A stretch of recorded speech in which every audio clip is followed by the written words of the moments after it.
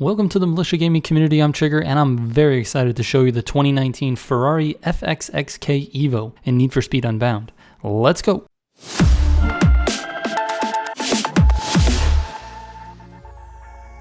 Real quick before we get into the video, if you're looking for any of my builds, you can head straight to my website, militiagamingco.com, and click on builds at the top. It takes you to a selection screen where you can go to Need for Speed Heat or Need for Speed Unbound.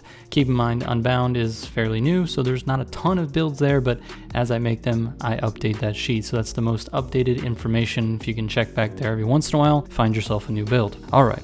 Let's get into it. So, testing cars in Unbound, like I said, is usually a pain in the butt, but once again, this car has only one engine, so I really just was testing the times and dialing in the rest of the build. That being said, there's only 2 different tiers that you can make this car built into, and again, I'm questioning whether it's worth it to buy this super expensive car for online play. Its base cost is around 2.1 million, making it more expensive than the Regera, which we all know is the most OP car in the game right now. 2.1 million takes about 20 to 24 hours of racing online to earn, and about 20 to 24 seconds to cheat engine. I earned my car, but I did it in solo. Anyways, I know, like I just said, you can go to my build spreadsheet whenever and check my builds, but I really do appreciate you guys coming to these videos because it's really how this channel stays alive. After the builds, I'll talk briefly about the car's handling profile and just the general feeling of the car. Alright, so starting with the S tier build, there's actually a build where you can have off-road suspension and off-road tires and still have 80% grip. It's kind of nutty, but the car's turning radius is affected negatively by those off-road parts. So the only reason to run those off-road parts is to be able to equip the Big Boy Elite NOS bottle. Unfortunately, even with that big bottle, your times are actually going to be faster with the small bottle and the grip and road parts. The grip build ran a time that was about 1 second on average faster than the off-road build.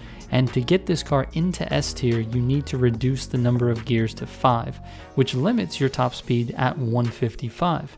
So, if you're online, you make sure you don't use this car in anything with long straights, because 155 is very slow for S tier. But if you can race it on all of the shorter, tighter courses, it's actually really insanely fast. Alright, here is the full S build.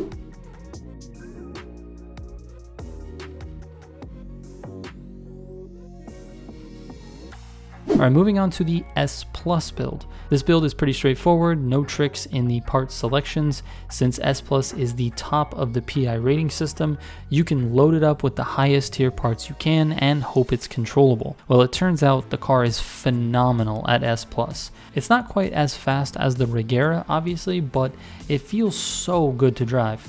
Not quite as twitchy as the Regera and turns much smoother. I actually prefer driving this car to the Regera even though I can't beat my times. It's just that satisfying to drive. That being said, its times on my test sheet are actually super respectable. 143 on headspin and a 135 on Big City Life, which I know I can improve on. I'm still mastering that course, but a 143 on headspin feels pretty good when you compare it to some of the other cars that I've run. And so with that, here is the full S Plus build.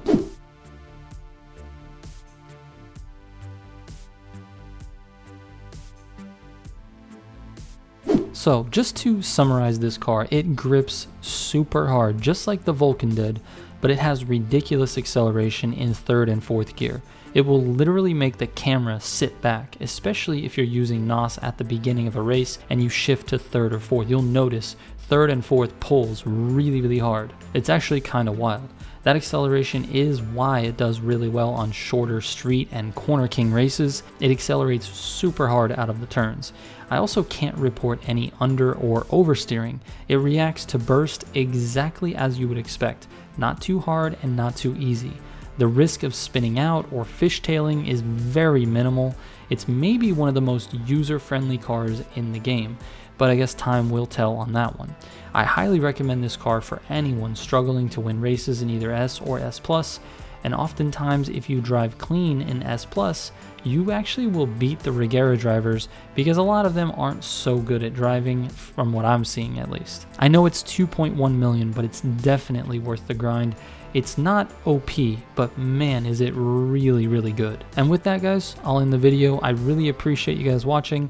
Thank you so much for being here. Shout out to all the Heat 5 members of the channel. I will catch you on the next one. Trigger out.